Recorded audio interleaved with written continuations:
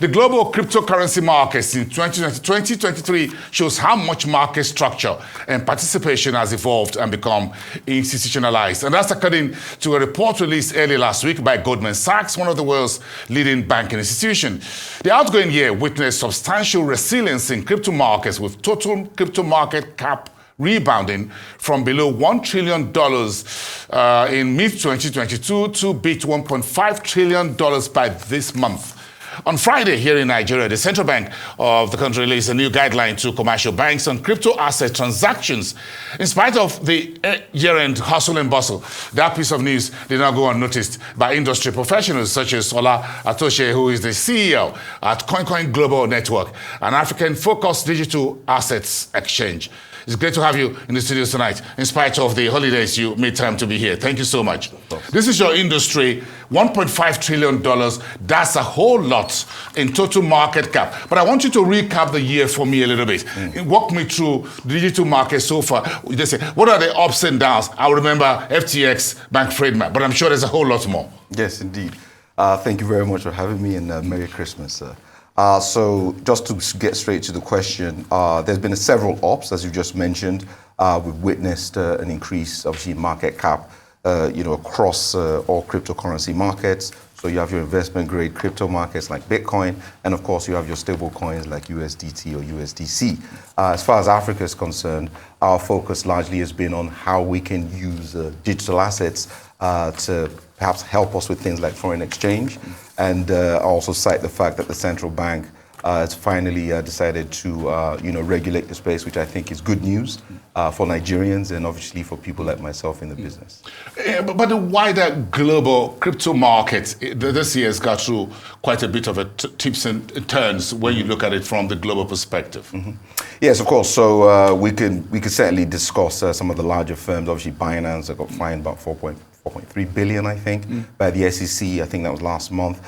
Which again is a shame, but there's been a lot of innovation in the space this year, in sort of the areas of KYC and obviously knowing who your customer is and making sure, we as an entity on board, users who are free from any encumbrances of the law and whatnot. And I think what the CBN is doing is actually going to help us out doing what we already do. And given the maturity since the original ban, which is almost 3 years ago, there's been a lot of maturity in the space for us. We've been able to innovate and develop a variety of plugins that allow us to, keep the bad actors out, so to speak. So yes, 2023 has been a good year. Certainly a good year for us, a good year for digital assets as a whole. The central bank, notwithstanding a lot of regulatory bodies around the world, have come up with virtual asset services providers, regulations. Right? You're just taking that straight out of my mouth, because when you talk about regulatory and security issues in the crypto market for this year, what lessons have we learned so far about why we need regulation, why it is important for everyone, why does it provide some level of comfort for everyone in the room as far as the crypto market is concerned? Well, I have been calling for regulations for quite some time. My background is in sell-side investment banking, so I have worked with regulators throughout my entire career. And I feel that there's a lot we've been able to learn in the traditional finance space. And I think it would be a shame not to apply that to this sort of new emerging technology of DLTs and blockchains and layer 2s and what have you. So I think bringing what we already know to this new space is great. I think it's a great idea. I think it will bolster the space. And now, as we move into 2024, there's obviously a lot of talk about ETFs, and a lot of the large hedge funds are now in this space.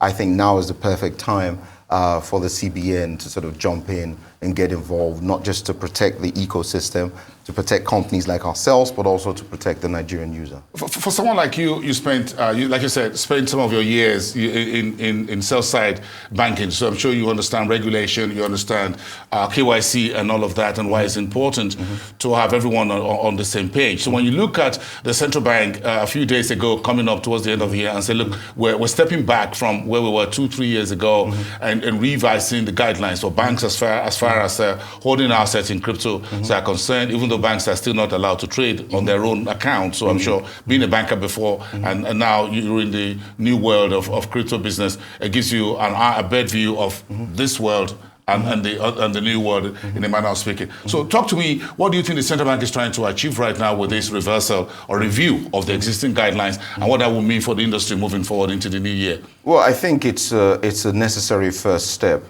There is, as I mentioned, there is need to regulate what's being called the virtual asset services providers, of which we're one, and again, around the world, different regulators are using that term.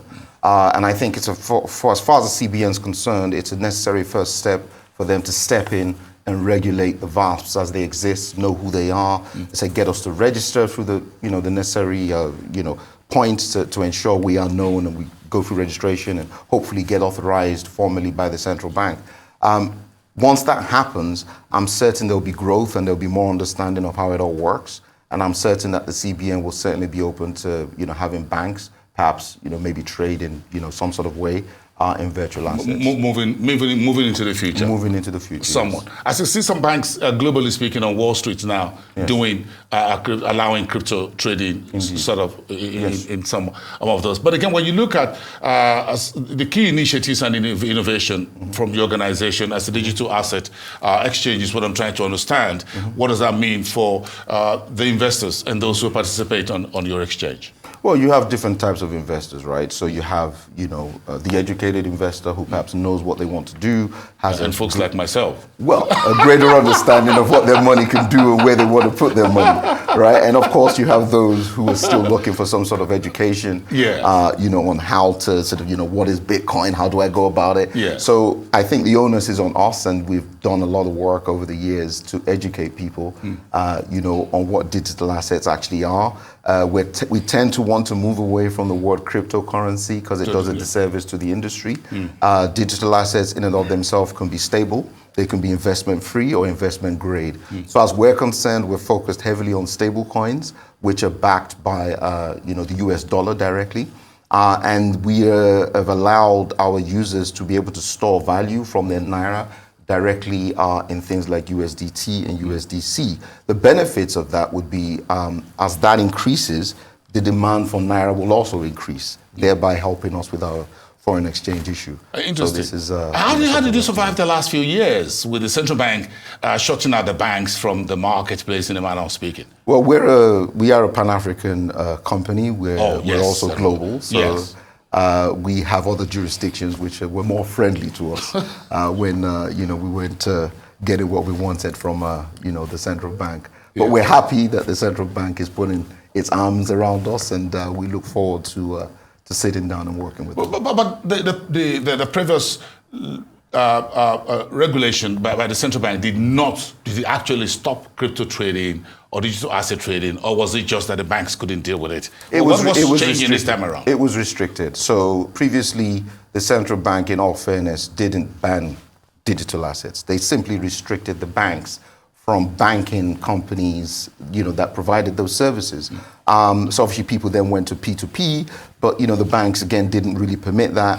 And of course, the central bank has obviously clarified its position. They want digital asset exchanges like ourselves to become registered financial institutions, right? And I think again that's a very necessary first step to identifying who we all are, and at the same time, giving the Nigerian user a safer access to our ecosystem. So under the new revised regulation or guidelines for the banks, Koinkoin would have to be formally unveiled in the market, in manner of speaking. Yes. The central bank knows you, the market knows you, or everyone knows who Koinkoin is and a few others. Is that what the new horizon is?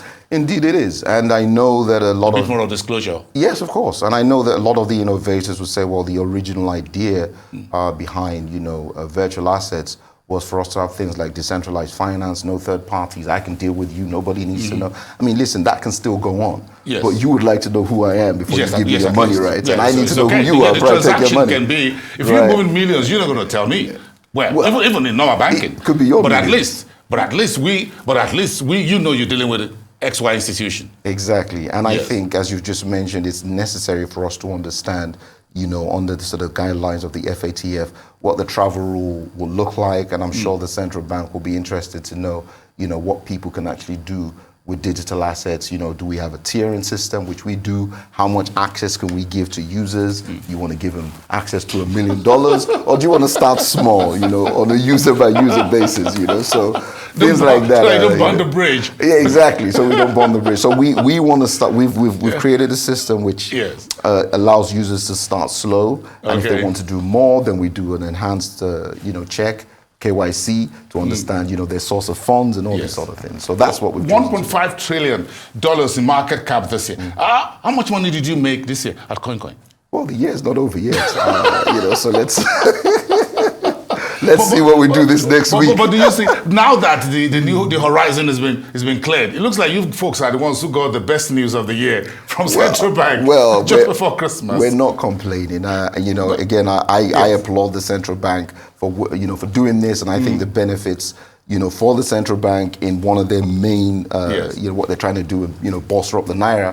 I think this will really help that, and we're excited. What do you see in the next 5 years for the digital asset space in Nigeria and globally speaking? 1.5 trillion. You think we're doing 3 trillion? Do you think with the new revised guideline by the central bank, the market is going to jump in the new year once folks are done with these celebrations? Well, I think the market is going to jump anyway. I think the market was already jumping. This is really good news because Nigeria is one of the you know, largest users of cryptocurrency in the world. So this is good news. It will bolster, you know, your Bitcoins, your Ethereums, you know, everything's going to go up. That's my view. You know, not financial advice. You gotta put a glass of wine on the table for me to celebrate this one. But it's congratulations to you and your team and everyone there out there in the world of digital assets in Nigeria. Thank you so much. It's good having you here on a Monday evening. Enjoy the rest of your evening. Thank you so much. We wish you all the best. Ola Atose, who is the CEO at Koinkoin Global Network.